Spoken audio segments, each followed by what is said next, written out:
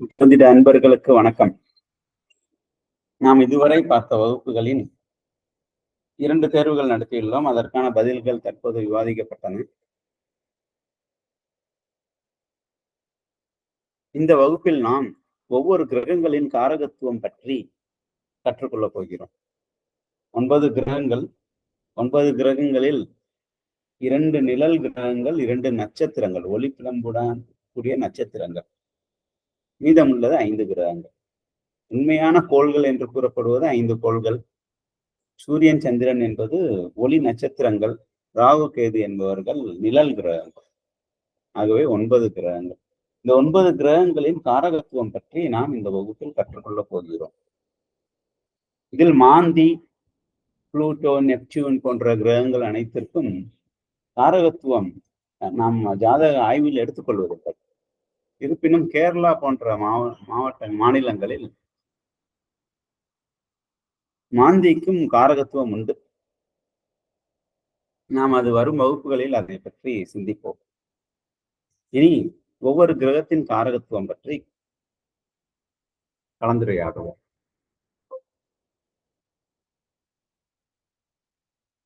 சூரியன் ஆத்ம காரகன், ஆத்மாவிற்கு காரகன்.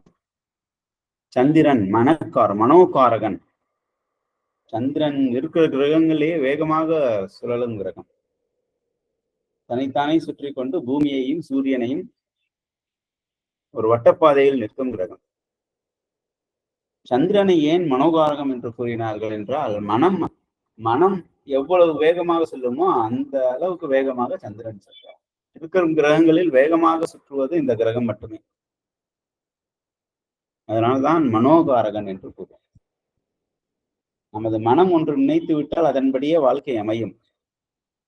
அவை நினைப்பதற்கு மற்ற கிரகங்கள் எவ்வாறு துணை செய்யும் அல்லது மற்ற கிரகங்கள் எவ்வாறு தடை செய்யும் என்பதையே ஜோதிட ஆராய்ச்சியில் கோச்சார பலன்கள் மூலம் தெரிய வைக்கும். அதனால்தான் கோச்சார பலத்தை சந்திரனை மட்டுமே அடிப்படையாக கொண்டு கூறுவார். அதாவது சந்திரன், அதாவது ராசி. அதனாலதான் அதை ராசி பலன்னு சொல்றோம். தினபலன், மாத பலன், வார பலன், வருட பலன், குரு பயிற்சி பலன், சனி பயிற்சி பலன், இவை அனைத்தும் கோச்சார பலன்கள். இதனை சந்திரனை மட்டுமே அடிப்படையாக கொண்டது. ஏனென்றால் மனோகாரன். மனம் எது ஏற்றுக்கொள்கிறதோ அதன்படியே வாழ்க்கை அமையும் என்பதன் அடிப்படையாக சந்திரனை மட்டுமே வைத்து பலன்கள் கூறப்படுகிறது. காரணம், இதற்கான பின்புலம் சந்திரன் என்பவர் மனோகாரகன். செவ்வாய் உடல் வலிமைக்கு காரகன். செவ்வாய் என்ற கிரகம் உடல் வலிமைக்கு காரகன். புதன் பேச்சுக்கு காரகன். ஒருத்தர் நல்லா பேசணும், நெளிவு சுழிவா பேசணும்னா அவருக்கு புதன் நல்லா இருக்கணும். அதனால்தான் ஜோதிடத்துக்கும் புதனையும் கூறினார்கள். கணிதத்திற்கு புதன் காரகன். நாம டீட்டெயிலா பார்ப்போம் ஒவ்வொரு கிரகத்துக்கும். அடுத்து குரு பகவான் ஒருவர் வாழ்வில் அடைய வேண்டிய மகிழ்ச்சிக்கு காரகன். குரு யாருடன் எந்த கிரகத்துடன் சேர்ந்துள்ளாரோ அவர் அந்த உறவின் மூலமாக மகிழ்ச்சி ஏற்படும். சூரியனுடன் சேர்ந்தால் தந்தை வழி மகிழ்ச்சி, சந்திரனுடன் சேர்ந்தால் தாய் வழி மகிழ்ச்சி, சுக்கிரனுடன் சேர்ந்தால் மனைவி வழி மகிழ்ச்சி, புதனுடன் சேர்ந்தால் மாமன் முறையில் மைத்துனன் முறையில் மகிழ்ச்சி, செவ்வாயுடன் சேர்ந்தால் அவ்வாறு புதன் யாருடன் சேர்கிறாரோ அல்லது யாரை பார்க்கிறாரோ அவர்கள் வழி அந்த ஜாதகருக்கு மகிழ்ச்சி ஏற்படும். குரு எந்த கிரகத்துடன் சேர்கிறதோ அல்லது பார்க்கிறதோ, எந்த இடத்தை பார்க்கிறதோ, இந்த கிரகங்கள் குருவை பார்க்கிறதோ அனைத்தையும் அடிப்படையாக கொண்டு மகிழ்ச்சி என்பது ஒரு ஜாதகருக்கு அமையும். சுக்கிரன் உணர்ச்சிகளுக்கு காரகன். சுக்கிரன் எந்த கிரகத்துடன் சேர்கிறாரோ அல்லது பார்க்கிறாரோ அல்லது மற்ற கிரகங்கள் எந்த கிரகம் பார்க்கிறதோ அந்த காரகத்துவத்தை பொறுத்தும், அந்த பாவக ஆதிபத்தியத்தை பொறுத்தும். பாவக ஆதிபத்தியம் என்றால் 2 குடையவன், 4 குடையவன். காரகத்துவம் என்றால் கிரகங்களை அப்படியே எடுத்துக்கொள்ளலாம். ஆத்ம காரகன், தந்தை காரகன் சூரியன். ஒருவேளை சுக்கிரனும் சூரியனும் இணைந்திருந்தால், ரொம்ப ஜாதகத்துல அது இணைந்திருப்பார். தந்தையால் அவர்களுக்கு அஸ்தங்கமாகாமல் இணைந்திருந்தால், ஒரே கட்டத்தில் இருந்தால் அவருக்கு தந்தையால் தந்தையுடன் உடன் போக்கு செல்வார். அதாவது தந்தையுடன் ஒரு உணர்ச்சிகளுக்கு உட்பட்டு ஒரு உறவு முறை இருக்கும்.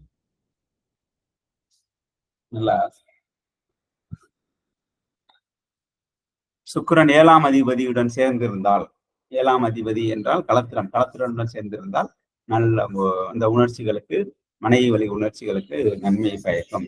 இந்த மாதிரி ஒவ்வொரு உறவு முறைகளையும் பார்க்கலாம், நட்பு வட்டத்திலும் பார்க்கலாம். சனி வறுமைக்கு காரகன், சனி ஆயுள் காரகன் என்று கூறுவர், வறுமைக்கு காரகன். ராகு கேது ஒவ்வொரு கிரகத்திற்கும் டீட்டெயிலா நம்ம வந்து அடுத்து பார்க்க போறோம். ராகு கேது எதுக்கு காரகன்? கேது ஞானக்காரகன். அதாவது ஜோதிடத்துக்கும் கேது முக்கியமானது. கேது ஜோதிடத்துக்கு புதன், சனி, கேது இந்த 3 கிரகங்கள் முக்கியமானது. சந்திரனையும் அதை சேர்த்துக் கொள்வார், எந்த அளவுக்கு அவர் ஒப்புமைப்படுத்தி கூறுவார் என்பதை. அதாவது வாழ்க்கை பிரசன்ட் லைஃப்ல வந்து எப்படி அவர் வந்து அந்த டைம்லி சென்ஸ்ல வந்து அவர் ஜாதகம் ஆய்வு செய்து கூறுவார் என்பதற்கு சந்திரனும் முக்கியமானது.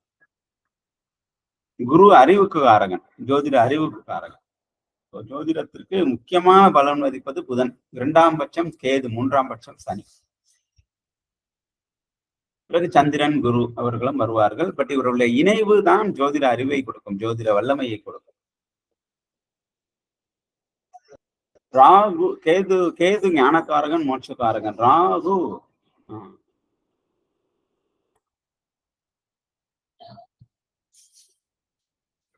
கண்ணுக்கு தெரியாத பொருட்களுக்கு அனைத்திற்கும் ராகு காரகன். தந்தை வழிபாட்டன், தாய் வழிபாட்டன், ராகு கேதுக்கு காரகர்கள். நாம் அது ஒவ்வொன்றாக ஒவ்வொரு கிரகத்திற்கும் முழுமையான காரகத்துவம் என்ன என்பதை இனி வரும்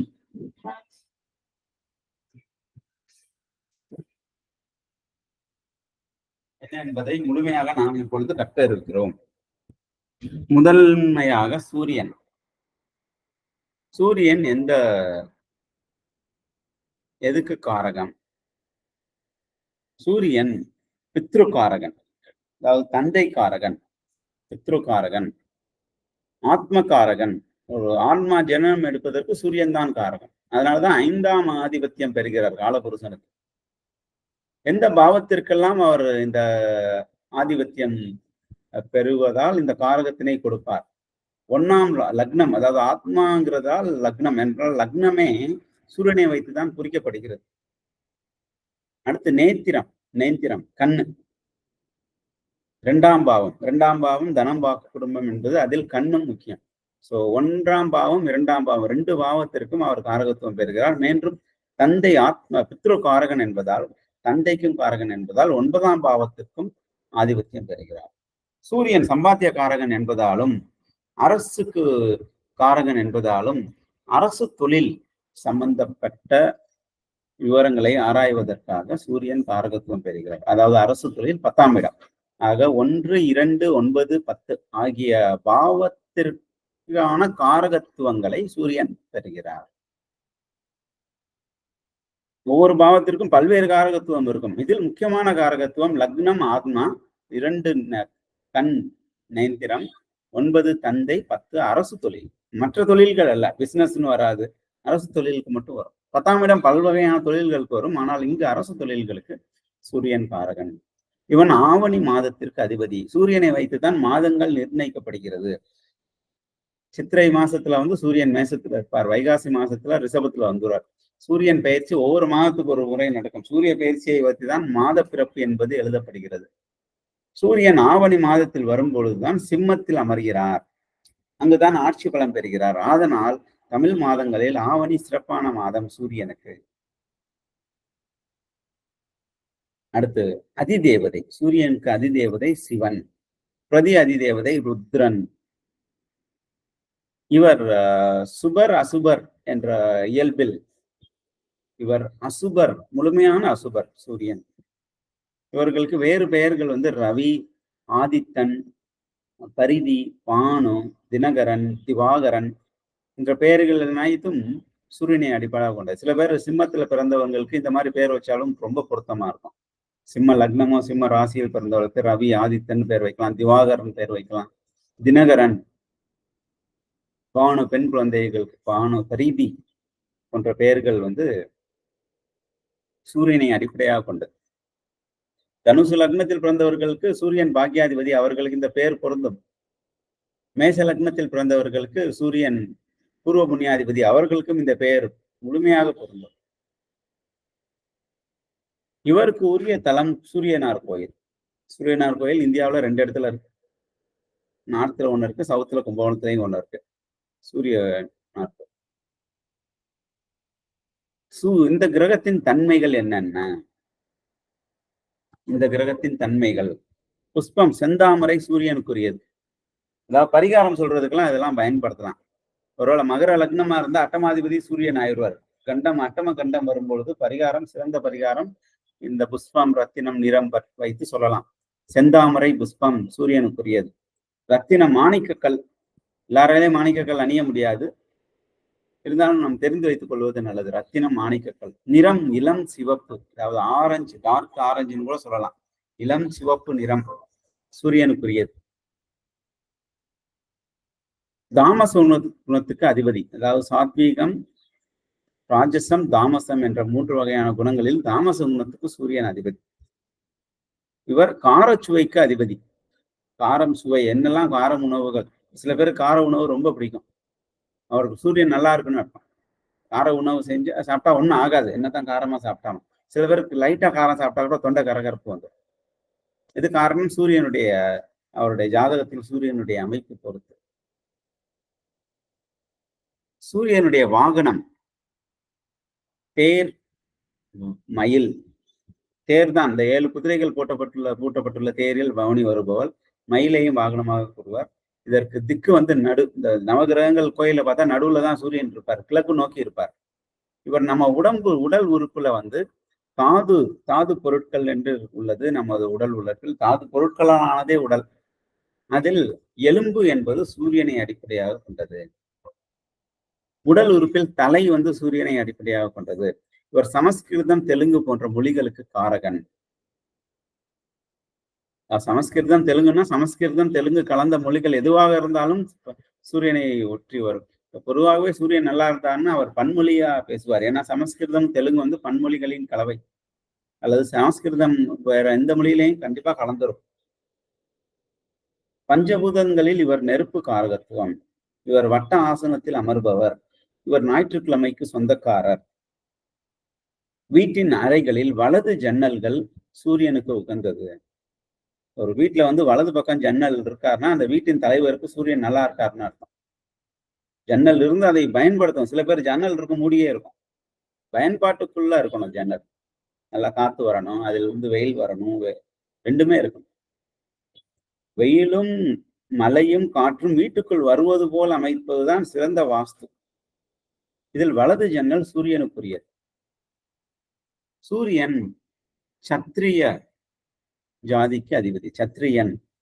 இவர் சிம்ம வீட்டுக்கு அதிபதி. துலாத்தில் நீசமாகிறார். கடகம், விருச்சிகம், தனுசு, மீனம் என்பது நட்பு வீடுகள்.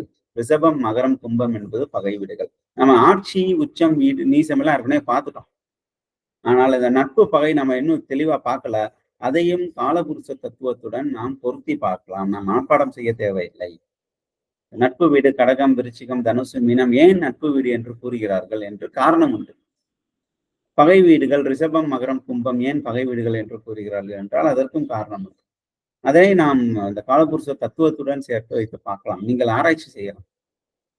ஏன் வந்து கடகத்திலும் விருச்சிகத்திலும் தனுசு மீனங்களில் சூரியன் நட்பு பாராட்டுகிறார், ஏன் ரிஷபம், மகரம், கும்பத்தில் பகை பாராட்டுகிறார், ஏன் சில வீடுகளில் சம வீடுகள், மிதுனம், கன்னி என்பது சம வீடு, நட்பு பகை அல்ல, சமம் வீடு, புதன் வீடுகள்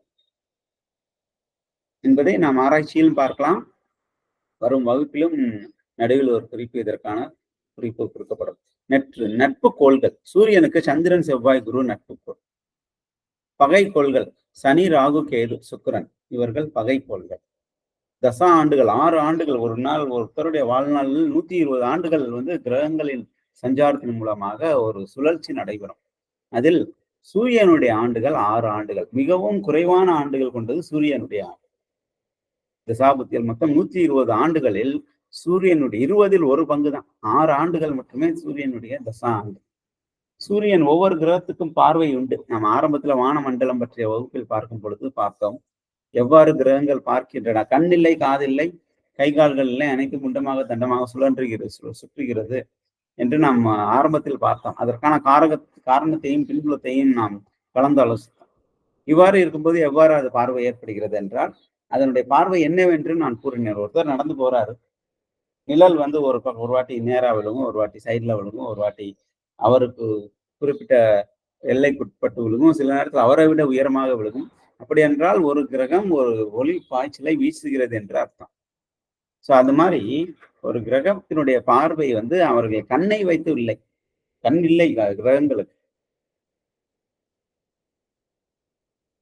அப்படி பார்க்கும் பொழுது சூரியனுக்கு 7ஆம் பார்வை. தாம் இருக்கும் இடத்திலிருந்து 7ஆம் வீட்டை சூரியன் பார்ப்பார்.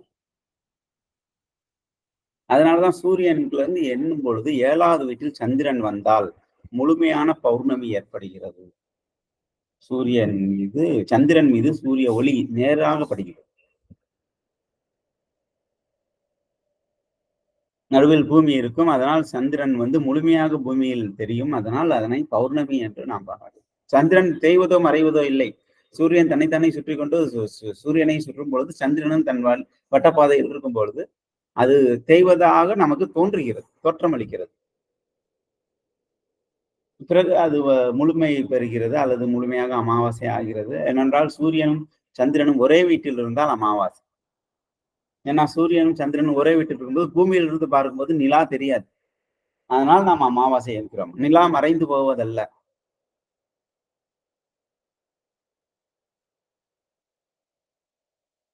சூரியனும் சந்திரனும் ஒரே கட்டத்தில் இருந்தால் அவர் அமாவாசையில் பிறந்துள்ளார் என்று அர்த்தம்.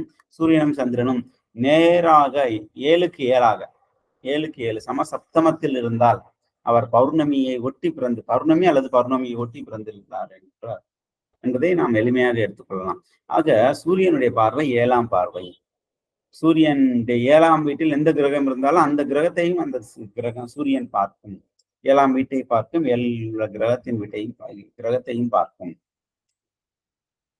சூரியன் வணங்கும் பொழுது உபயோகிக்க வேண்டிய தானியம் கோதுமை, உலோகம் தாமிரம், வஸ்திரம் சிவப்பு நிற வஸ்திரம். யாரெல்லாம் சில பேருக்கு இந்த பிளாக்கே ஒத்து வராது. சிவப்பு வந்து ஒத்து வரும். சிவப்பு நிற வஸ்திரம், சிவப்பு நிற சம்பந்தப்பட்டது ஏதேனும் அவர் பாவத்தில் இருந்தால் அவருக்கு சூரியனுடைய பலம் உண்டு என்றார். ஒரு குறிப்பிட்ட வயசுக்கு அப்புறம் நான் ரெட் பென் தான் யூஸ் பண்றேன், எனக்கே தெரியாம.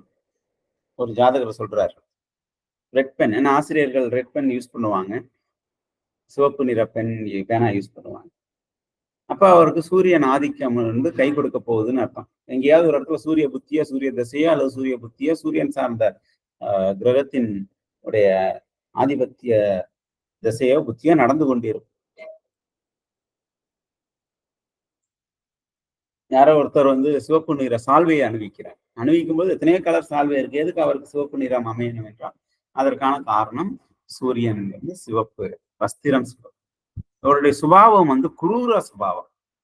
தண்டனை கொடுப்பதில் தயங்கவே மாட்டார். குரூர சுபாவம். சமித்து எருக்கு எருக்கு வந்து இவருடைய சமித்து. இவர் உயரமான தோற்றம் கொண்டவர். இவர் உடல் அங்கங்களில் மார்பு பகுதியை முழுமையாக மேற்கொண்டிருப்பவர்.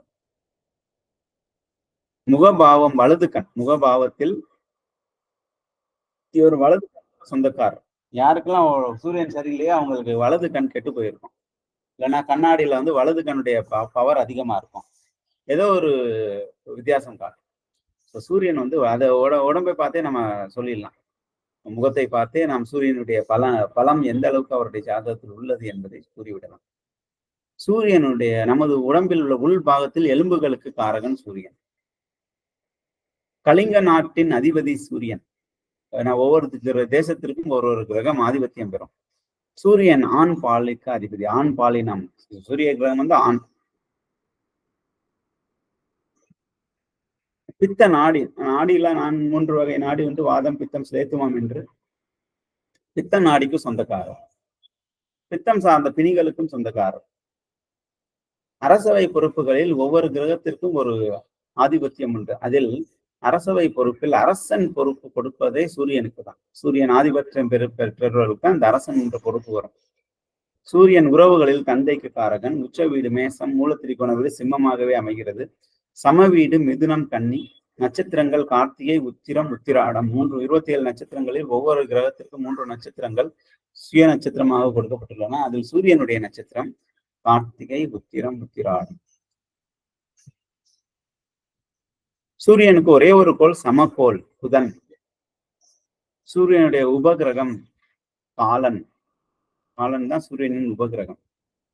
சூரியன் ஒரு ராசியில் ஒரு மாத காலம் முழுமையாக பயணம் செய்கிறார். ஒரு பாகையை கடப்பதற்கு என்றால் மொத்தம் 360 பாகை. அப்ப 12 வீடுகளாக பிரிக்கப்பட்டுள்ளது. அப்ப ஒரு வீட்டுக்கு 30 பாகை. அப்ப சூரியன் ஒரு பாகையை கடப்பதற்கு ஒரு நாள் எடுத்துக்கொள்கிறார். ஒரு மாதம் என்பது 30 நாட்களாக எடுத்துக்கொண்டால் 30 பாகையை கடப்பதற்கு 30 நாள் ஆகும். அப்போ ஒரு பாகையை கடக்க சூரியன் ஒரு நாள் எடுத்துக்கொள்கிறார். சூரியன் தன்னம்பிக்கைக்கு சொந்தக்காரர். சுயமரியாதைக்கு சொந்தக்காரர். நிர்வாக திறமைக்கு சொந்தக்காரர். சூரியன் ஒருத்தர் நல்லா இருந்தாருன்னா அவருடைய அட்மினிஸ்ட்ரேட்டிவ் பவர் ரொம்ப நல்லா இருக்கும். தெய்வ பக்திக்கு சூரியன் சொந்தக்காரர். தாராள தன்மைக்கு சூரியன் காரகத்துவம் எடுத்துக்கிறார். இரக்கம், கருணை இதுக்கும் சூரியன் காரகத்துவம். பிடிவாத குணத்திற்கும் சூரியன் காரகத்துவம். பிடிவாதம் என்பது எதையோ அழிப்பதற்காக அல்ல, ஏதேனும் ஒரு எல்லையை தொட வேண்டும் என்பதற்காகவும் அந்த பிடிவாதம் இருக்கலாம். ஒரு லட்சியத்தை அடைவதற்கான பிடிவாதமும் இருக்கும். முன் கோபத்திற்கு சொந்தக்காரர். தைரியம், வைராக்கியம் சூரியனை பலமாக பெற்ற ஜாதகருக்கு இருக்கும். அஞ்சா நெஞ்சம் உடையவர். சூரியன் பலம் பெற்ற ஜாதகருக்கு அஞ்சா நெஞ்சம் உடையவராக இருப்பார்.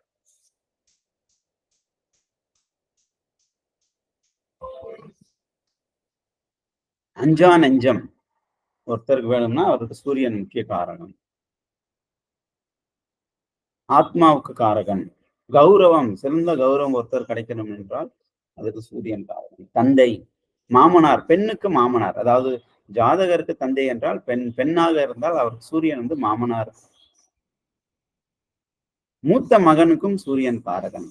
மூத்த மகன், சில பேர் கேட்பாங்க முதல் குழந்தை என்ன பிறக்கும்னா, அவருக்கு சூரியன் பலமா இருந்தா 5 குடையவன் இதெல்லாம் பாக்குறதுக்கு முதல் பட்சமாக அதை பார்த்து கொள்ளலாம். இதையும் ஒரு காரணமா எடுத்துக்கணும். சூரியன் நல்லா இருந்தாருன்னா கோச்சாரத்திலும் அந்த குழந்தை பிறக்கும் நேரத்திற்கும் கோச்சாரத்திற்கும் சரியாக அமைந்தால் அவருக்கு முதல் குழந்தை மகன் ஆணாக பிறப்பார்.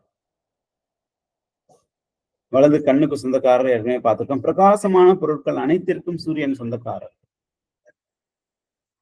முக்கியமான தலைமை பொறுப்புகள் சூரியன் ஆதிக்கம் பெற்ற ஜாதகரை நோக்கி வரும்.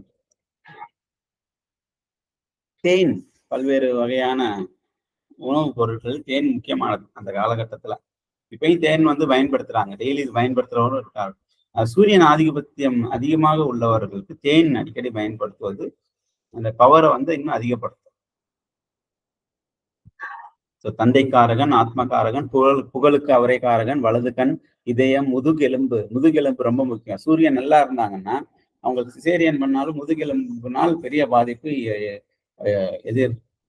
எதிர்வரும் நாளில் வராது. முதுகெலும்பு சூரியன் காரகன். அரசு மற்றும் அரசியல் சார்ந்த தொழில்களுக்கு சூரியன் காரகன். ஒரு நாட்டின் தலைவருக்கு சூரியன் நல்லா இருந்தாலும் அவர் நாட்டின் தலைவராகவே ஆக முடியும். அல்லது முதலமைச்சராகவோ ஒரு நல்ல சிறந்த ஒரு ஆதிக்கத்துல செலுத்த முடியும். மாடி வீடு, சூரியன் நல்லா இருந்தாருன்னா தான் இப்பெல்லாம் எல்லாருமே மாடி வீடு கட்டுறாங்கல்ல, ஏன்னா கால ஓட்டத்துல அது மாறிடும். மாடி வீடு குடி அமர்வதற்கு சூரியன் நல்லா இருந்தா தான் முடியும். மேடான பகுதிகளுக்கு சூரியன் காரகன். நிரந்தர வருமானம், சம்பாத்தியக்காரகன் சூரியன் ஏற்கனவே பார்த்தோம். அப்ப நிரந்தர வருமானம் ஒருத்தர் இருக்கான் இல்லையான்னு பாக்குறதுக்கு சிம்ம வீட்டை வைத்தும் சூரியனை வைத்தும் நம்ம கூறிவிடலாம். ஆங்கில மருத்துவத்துக்கு இந்த அலோபதி மெடிசின் சொல்றோம் இல்லையா, ஆங்கில மருத்துவம். ஒருத்தருக்கு சூரியன் நல்லா இல்லைன்னா அவங்களுக்கு ஆங்கில மருத்துவம் செட் ஆகாது. செலவினத்தை உண்டு பண்ணி கொடுக்கும், உடல் சார்ந்த வியாதியை கொடுக்குமே தவிர ஆங்கில மருத்துவம். சில பேருக்கு ஜாதகம் பார்த்தோன்னே சொல்லிடலாம், நீங்க வேற மாற்று மருத்துவத்தை கையாள்வது இதற்கு பலன் என்று கூறுவோம். சூரியன் கேதுவுடன் ராகு கேதுவுடன் சேர்ந்து இருந்தாலோ அல்லது மறைவான இடங்களில் இருந்தாலோ அல்லது நீசம் அடைந்திருந்தாலோ பகை வீட்டில் அமர்ந்திருந்தாலோ சூரியனுடைய தன்மை கெட்டு போகுது. அவங்களுக்கு எல்லாம் ஆங்கில மருந்து செட் ஆகாது. தேவையில்லாத உடல் பிணியையும் செலவினையும் உண்டு பண்ணும். மூத்த மகன் அல்லது மூத்த மகளுக்கு வந்து சூரியன் காரணம். மூத்த பிள்ளை என்றால் சூரியன். சூரியன் நல்லா இருந்தாருன்னா மூத்த சில பேருக்கு வந்து குழந்தை இறந்து பிறக்கும். பிறந்து இறந்துச்சுன்னு சொல்லுவாங்க முன்னாடி காலத்துல. இப்ப அதுக்கான வாய்ப்பு கம்மியாயிடுச்சு. இருந்தாலும் முன்னாடி அப்படி சொல்லுவாங்க. சூரியன் நல்லா இருந்தாங்கன்னா இந்த சம்பவங்கள் நடக்காது. தான் என்ற கர்வத்துக்கு சூரியன் காரணம். தான் என்ற கர்வத்துக்கு சூரியன் காரணம். கோட்டை கொப்பளம் சொல்ற மாதிரி கோட்டைகளுக்கு சூரியன் காரணம். திருமணம் ஆன பின் மாமனாருடைய தயவுக்கு சூரியன் காரணம். சிவபெருமான் மீது பக்தி செலுத்துவதற்கு சூரியன் காரணம். இனி நாம் சூரியனை பற்றி தெளிவாக முழுமையாக பார்ப்போம். இதே போல் ஒவ்வொரு ராசி ஒவ்வொரு கிரகத்திற்கும் நாம் காரகத்துவங்களை ஆராயவிருக்கிறோம். நாம் அடுத்து வரக்கூடிய கிரகங்களுக்கு நான் புஷ்பம், ரத்தினம், நிறம், குணம் அனைத்தையும் நான் கூறப்போவதில்லை. இது நாம் அனுப்ப வேண்டிய புத்தகத்தில் இருக்கும். அதை நீங்கள் தெரிந்து கொள்ளலாம். இப்பொழுது நாம் ஒவ்வொரு கிரகத்திற்கும் நான் ஏன் ஒரு கிரகத்துக்கு மட்டும் எடுத்துக்கொள்வேன் என்றால் நீங்கள் இந்த மாதிரி தொகுத்து வைத்துக் கொள்வது மிகவும் நல்லது. அடுத்து நாம் ஒவ்வொரு கிரகத்திற்கும் காரகத்துவத்தை மட்டும் முழுமையாக கற்றுக்கொள்ளப் போகிறோம். அடுத்து சந்திரன். சூரியனுக்கு பிறகு சந்திரன். சந்திரன் தாய்க்கு காரகன், மனோகாரகன், புத்தி, கற்பனை சார்ந்த புத்திகளுக்கு காரகன். கிரியேட்டிவிட்டி சந்திரன் நல்லா இருந்தா வரும். ரத்த ஓட்டத்திற்கு சந்திரன் காரகன். அதாவது ரத்த காரகன் செவ்வாய். ஆனால் அந்த ரத்தம் ஓட்டத்திற்கு, ரத்தம் எங்கும் தடைபடாமல் ஓடுவதற்கு சந்திரன் காரகன். உணவுப் பொருட்களுக்கு சந்திரன் காரகன். சந்திரன் நல்லா இருந்தான்னா அவங்க ஹோட்டல் சம்பந்தப்பட்ட பிசினஸ் எல்லாம் நல்லா சக்சஸ்ஃபுல்லா வரும். உணவு சார்ந்தது தயாரித்து வைக்கலாம். உடலில் உள்ள பைகள், கர்ப்பப்பை, பித்தப்பை இவைகளுக்கு சந்திரன் காரகன். உடலில் உள்ள பைகளுக்கு, உடல் பல வேறு பைகள் உண்டு, அதில் அந்த பைகளுக்கு சந்திரன் காரகன். மலர்கள், பூக்கள், அனைத்து வகையான மலர்கள், பூக்களுக்கும் சந்திரன் காரகன். திருமணத்தின் பின்பு அமைய வேண்டிய மாமியாருடைய ஒத்துழைப்பு எப்படி இருக்கும் என்பதை சந்திரனை வைத்து பார்க்கலாம். மாமனார் வந்து சூரியனையும் மாமியார் வந்து சந்திரனையும் வைத்து பார்க்கலாம். திருமணத்திற்கு மாதவிடாய் சம்பந்தமான நோய்களுக்கு சந்திரன் காரகன். சந்திரன் வந்து சுமாரா இருந்தாருன்னா அவங்களுக்கு, இந்த பெண்களுக்கு மாதவிடாய் சம்பந்தப்பட்ட நோய்கள், அதாவது நீண்ட நாட்கள் இருப்பது, அது நாள் தள்ளி போறது போன்ற குறைபாடுகள் ஏற்படும். தண்ணீர் சூழ்ந்த இடங்களுக்கு சூரியன் காரகன். குளம் பக்கத்துல வீடு அமைகிறதோ, கண்மாய் பக்கத்துல இருக்கிறதோ, ஆற்றங்கரையில வீடு அமைகிறதோ, இதெல்லாம் தண்ணீர் சூழ்ந்த இடங்கள். சந்திரன் நல்லா இருந்தாங்க, ஒருத்தர் ஆற்றங்கரையில வீடு இருக்கு, நல்லா ஒரு ஆற்றங்கரையிலே சில பேர் வந்து ரொம்ப சுமாரான பகுதிகளில் வசிப்பாங்க. கூவத்துல வந்து ரொம்ப எத்தனை பேர் வசிக்கிறாங்க, அது வந்து வேற. பட் ஆற்றங்கரையில் நல்லா பளிச்சென்று ஒரு சுகபோகமான வாழ்க்கை அமைவதற்கான ஒரு வீடு அமைந்திருந்தால், குளக்கரையில் வீடு, குளம் பக்கத்திலே கோயில் இருக்கு, அது பக்கத்திலே வீடு, அந்த மாதிரி அமைஞ்சிருந்தா அவர் பொதுவாகவே சந்திரன் நல்லா இருந்தாதான் அப்படி அமையும், அங்க தங்கவே முடியும். தேய்மானத்திற்கு சந்திரன் காரகன். ஒரு மிஷினரிக்கு நம்ம தேய்மானம் போடுவோம். இயந்திரத்திற்கு ஒரு கணிப்பொறி வாங்கணும் என்றால் அதற்கு தேய்மானம் போடுவோம் கம்பெனில எல்லாம். இந்த மாதிரி ஒரு டூ வீலர் வாங்கினா தேய்மானம், அந்த மாதிரி தேய்மானத்திற்கு சந்திரன் காரகன். நமது உடலிலும் ஒவ்வொரு உறுப்புகளுக்கும் தேய்மானம் நடக்கிறது வயதாக. அதற்கு சந்திரன் காரகன். சில பேர் ரொம்ப சின்ன வயசுலயே மூக்கு அடைந்து விடுவார்கள், பார்க்கறதுக்கு ரொம்ப வயதான தோற்றம் தெரியும். சில பேர் வந்து எத்தனை வயசு ஆனாலுமே இளமையான தோற்றமே தெரியும். இதெல்லாம் சந்திரன் காரகன். தினமும் அழியக்கூடிய பொருட்களுக்கு சந்திரன் காரகன். உதாரணத்துக்கு பால். இப்போ வந்து ஒரு வாரம் வச்சுக்கிறாங்க, அது வேற, எக்ஸ்பைரி டேட்டே போட்டு வந்துருது, ஒரு வாரம் வச்சுக்கலாம்னு. அதெல்லாம் சொல்லலை. பொதுவாகவே இயல்பாகவே ஒரு பால் வந்து ஒரு நாளைக்கு மேல தாங்காது. வெளியே வச்சோம்னா எந்த ஒரு கெமிக்கலும் கலக்காம வச்சோம்னா ஒரு நாளைக்கு மேல தாங்காது. அந்த மாதிரி ஒரு நாள் தினமும் அழியக்கூடிய பொருட்களுக்கு சந்திரன் காரகன். தினம் ஒரு நாள். அதனால்தான் மலர்கள், பூக்களுக்கு சந்திரன் காரகமா வைத்தார்கள். ஒரு நாள் தினமும் அழியக்கூடிய பொருள். இடது கண்ணுக்கு சந்திரன் வலது கண் சூரியன், இடது கண் சந்திரன். யாரெல்லாம் கண்ணாடி போட்டிருக்காங்களோ அவங்களுக்கு சூரியன் சந்திரனுடைய பவர் கம்மியா இருக்குங்க. ஒரு ஜாதகர் வந்து 9ஆம் வகுப்புல இருந்து கண்ணாடி போட்டிருக்காரு. தனது 40வது வயதில் கண்ணாடியை எடுத்து விட்டார். அதுக்காண்டி கண்ணு சரியாயிடுச்சுன்னு அர்த்தம் இல்ல, கண்ணாடி வேணான்னு அவர் தோணிடுச்சு. அப்படின்னா அவருக்கு சூரியன் சந்திரன் சம்பந்தப்பட்ட கிரக திசைகள் அல்லது புத்திகள் வந்திருக்கலாம். அவருக்கு சூரியன் பலம் பெற்ற சூரியனுடைய திசையோ புத்தியோ அல்லது சூரியன் சம்பந்தப்பட்ட கிரகத்தின் திசையோ புத்தியோ வந்திருக்கு. ஸோ டெய்லி கண்ணாடி தூங்குறது வரைக்கும் கண்ணாடி யூஸ் பண்றவர் அதுக்கப்புறம் எடுத்தே வச்சுட்டார். அதுக்கப்புறம் பாப்பா எப்பயாவது யூஸ் பண்ணுவார், கம்ப்யூட்டர் யூஸ் பண்றப்ப பார்ப்பாரு, இல்ல கணினி டிவி பாக்குறப்ப தூரத்துல இருந்து பாக்குறப்ப பார்ப்பாரு. எங்கேயாவது வெளியே போறப்ப கண்ணாடியை வந்து பையில வச்சுட்டு போவார், ஆனா போட்டுக்க மாட்டார். எப்ப தேவைப்படும் பொழுது மட்டும் போட்டுக்குவார். ஸோ அந்த மாதிரியான இந்த இடது கண்ணுக்கு சந்திரனும் வலது கண்ணுக்கு சூரியனும் காரகம். ஒளி கிரகங்கள் ஒரு ஜாதகத்துல நல்லா இருந்துச்சுன்னா அவருக்கு கண் நல்லா இருக்கும். சில பேருக்கு கருவலயம் ஏற்படும் கண்ணுக்கு சுற்றி, அதற்கு சனி. கருவலயம் ஏற்படுவதெல்லாம் சனி காரகன் என்றால் சூரியன் சனி அவருக்கு நல்லா இருக்கும், சூரியனுடைய சந்திரனுடைய பலம் குறைவாக இருக்கும்.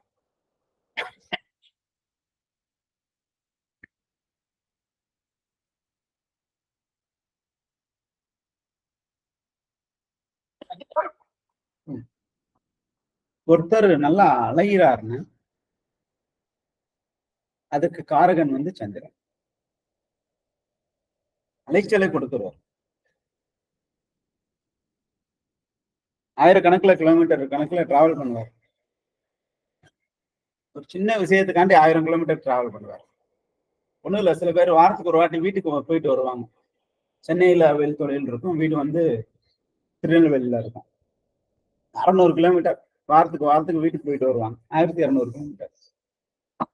இன்னும் பெரிய விஷயம் இல்லை, இருந்தாலும் இந்த 1200 கிலோமீட்டர் பயணம் செய்வதற்காக இது அலைச்சல்.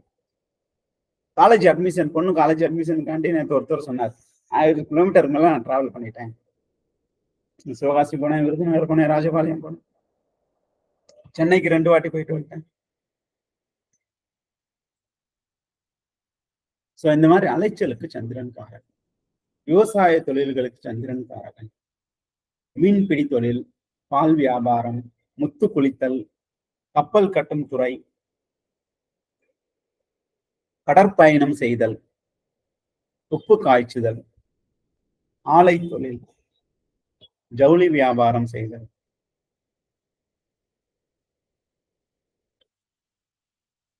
ஒரு ஜாதகத்தில் சந்திரன் பலம் பெற்றிருந்தால் இந்த தொழில்களில் அவர் எது செய்தாலும் அவர்களுக்கு வெற்றி அடையும். இதுவரை நாம் சூரிய சந்திரன்களின் காரகத்துவங்களை பற்றி பார்த்தோம். இனி நாம் அடுத்து பார்க்க இருப்பது வரிசையாக புதன், குரு, சுக்கிரன், சனி, ராகு, கேது போன்ற கிரகங்களின் காரகத்துவத்தையும் இதனை தொடர்ந்து பார்ப்போம். எதிர் அன்பர்களை அனைத்தையும் குறிப்பு எடுத்து வைத்துக் கொள்ளுங்கள். நமக்கு பல்வேறு முறைகளில் கிடைக்கும் தகவல்களையும் குறிப்பெடுத்து வைத்துக் கொள்ளுங்கள். நாம் ஒரு நாளைக்கு 1 மணி நேரம் வகுப்பு என்பது 2 பிரிவாக பிரித்து நடத்துகிறோம். உங்களுக்கு ஒரு பிரேக் கிடைக்கும். நடுவில் நீங்க குறிப்பு எடுத்து வைத்துக் கொள்வதற்கான நேரமும் இதில் அடங்கும். அதனாலதான் 25 நிமிஷம் 25 மொத்தம் 50 நிமிஷம் வீடியோ இருக்கும். நம்மளுடைய கிளாஸ் ரெக்கார்டிங்ஸ் இருக்கும். ரிமைனிங் ஒரு 10 மினிட்ஸ் வந்து நீங்க ஒர்க் அவுட் பண்ணணும். அதே மாதிரி தேர்வு என்றால் உங்களுக்கு சரியான அதற்கான நேரமும் கொடுக்கப்படும். மற்ற வகுப்பு வீடியோ வந்து கொஞ்சம் குறைச்சிருப்போம் டைமிங்கு. அதனால என்னடா 40 நிமிஷம் தானே வீடியோ வருதுன்னா அதற்கான கருத்துக்கள் நீங்க எழுதுவதற்கு, குறிப்பு எடுத்துக்கொள்வதற்கு, சிந்தனை செய்வதற்கான நேரமும் இதில் அடங்கும். அதனால் இதை மட்டும் கவனிச்சுட்டு அப்படியே போயிடாம நம்ம வந்து இதற்கான தனி ஒரு கையேடு போட்டு எழுதி வைத்துக் கொள்வது மிகவும் சால சிறந்தது. நாம் அடுத்த வகுப்பில் புதன், குரு, சுக்கிரன், சனி, ராகு, கேதுவுடைய காரகத்துவங்களை பற்றி கற்றுக்கொள்வோம். நன்றி.